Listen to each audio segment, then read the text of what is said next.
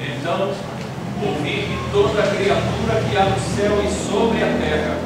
debaixo da terra e sobre o mar, e tudo que neles há, estava dizendo: Aquele que está sentado no trono e ao Cordeiro, seja o louvor, e a honra, e a glória, e o domínio pelos séculos dos séculos.